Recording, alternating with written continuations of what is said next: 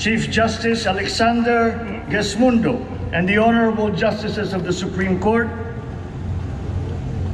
of course, First Lady Lisa Araneta,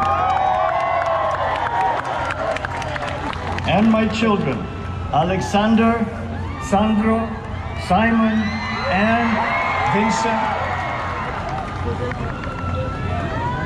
I cannot proceed without a special greeting, of course, to the former First Lady, Imelda Hernandez Marcos.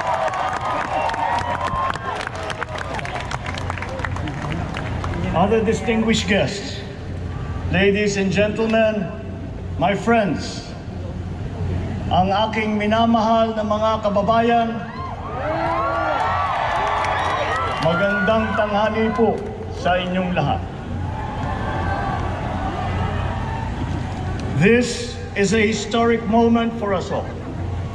I feel it deep within me. You, the people, have spoken, and it is resounding.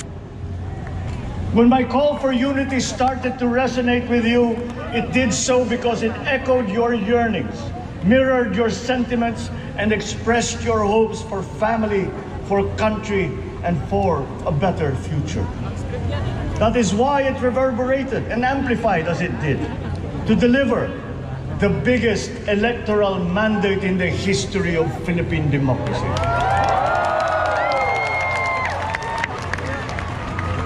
By your vote, you rejected the politics of division.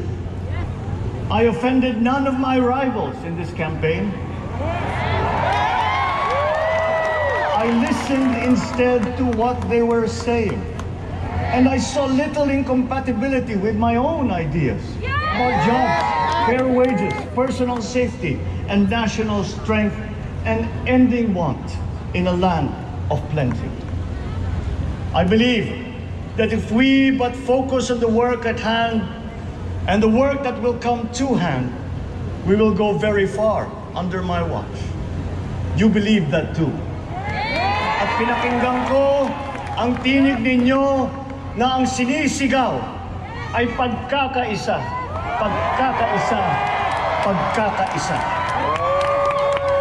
We will go farther together than against each other, pushing forward, not pulling each other back, out of fear, out of a misplaced sense of weakness.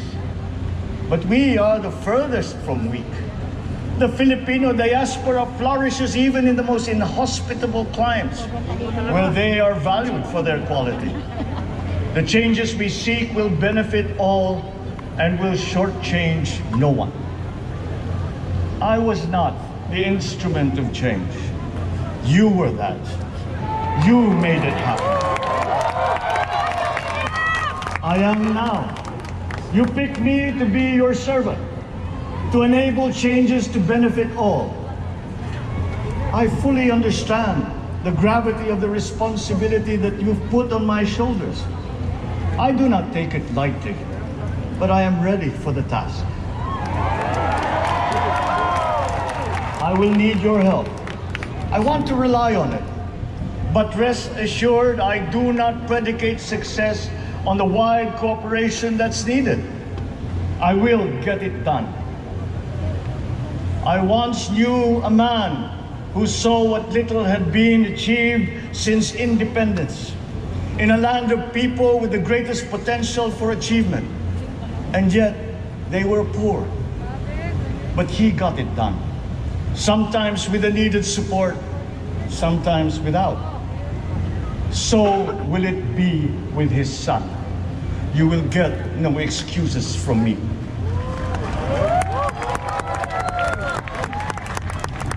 I am here not to talk about the past. I am here to tell you about our future.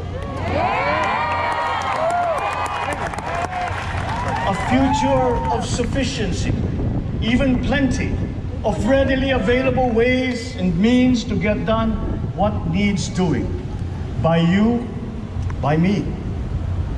We do not look back, but ahead, up the road that we must take to a place better than the one we lost in the pandemic. Gains made and lost opportunities missed, well-laid plans superseded by the pandemic. Indeed, ours was the fastest growing economy in ASEAN by ways now outdated. We shall be again by a radical change in the way the world must now work to recover what we have lost in that fire and move on from there. We face prospects of the spread of the war abroad, of which we are totally blameless. We seek friendship with all. But our countries like ours will bear the brunt of it. And if the great powers draw the wrong lessons from the ongoing tragedy in Ukraine, the same dark prospect of conflict will spread to our part of the world. Yet, there is more out there. Like going forward by new ways of doing that the pandemic forces to adopt. A stronger resilience, quicker adaptability. They are our best prevention. They are our best protection. Quiet reflection in a rough and tumble campaign of a breadth and intensity never experienced revealed some of them, such as the willingness to listen despite the noise, the hesitation to quarrel over differences, and to never, ever give up hope of reconciliation. These gave me the peace to ponder deeper. There are hints of a road not taken that could get us out of here quicker. At sa pangarap na maging mas masinang ang kinabukasan natin at ng ating mga anak, ang pangarap nyo ay pangarap ko.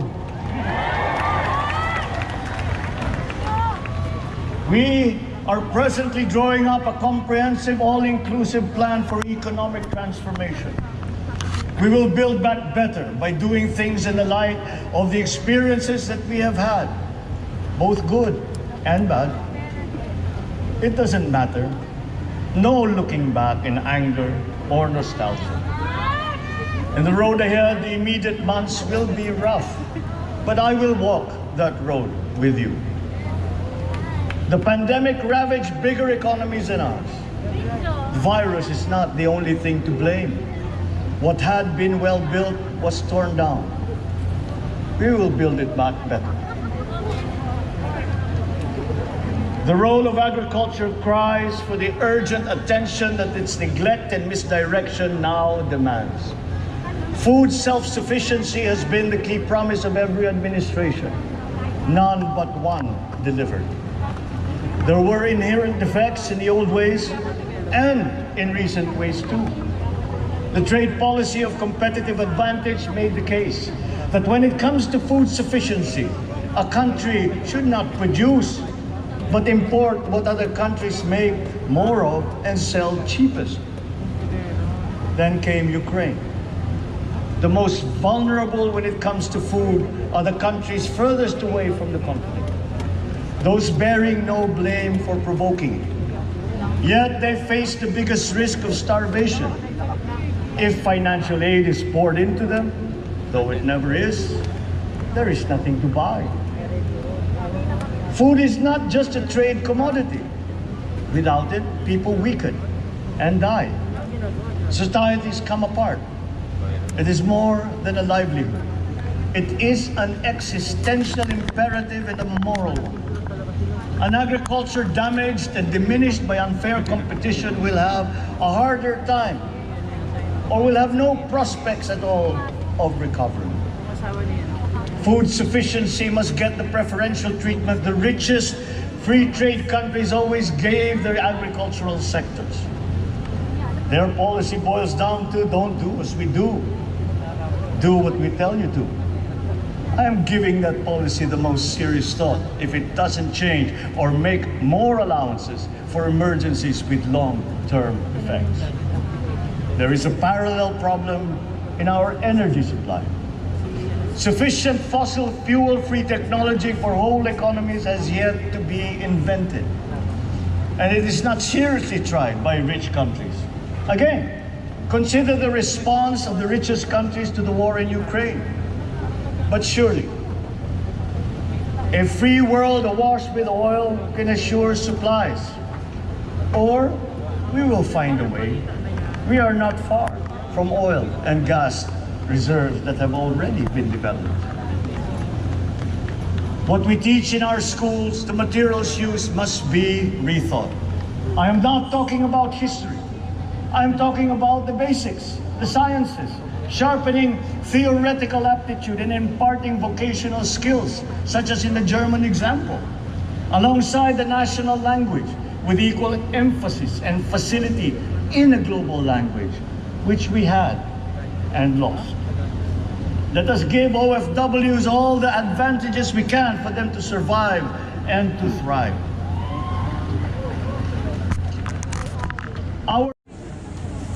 Following these giant steps, we will continue to build.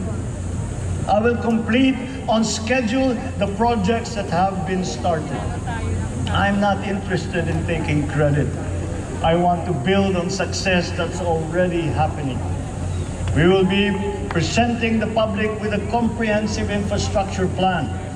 6 years could be just about enough time. No part of our country will be neglected. Progress will be made wherever there are Filipinos, so no investment is wasted. The recovery of Philippine tourism, with its emphasis on accessing nature's beauty, I am sure will exceed expectations. And bigger is not always better, but there's something to be said for economies of scale. And yet the country invites investments in fast-rising industries with quick returns and inflicts irreparable damage for future generations. We have yet to see large-scale practical solutions to pollution, though some are beginning to emerge. But there are tried and proven new ways of mitigation. Blades have been turning over the sand dunes of Ilocos Norte, harnessing a power all around but unseen long before this day. I built them.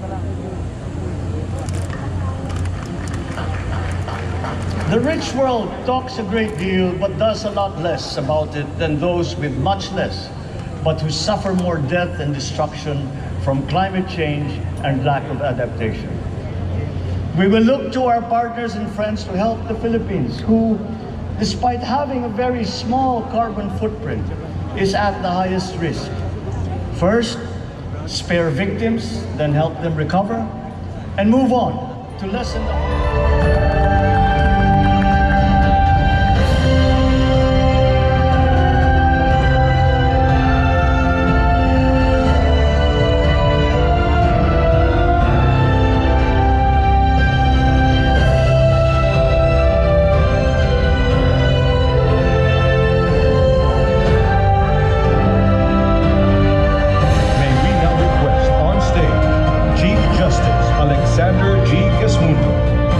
Senate President Vicente Soto III to join the first family.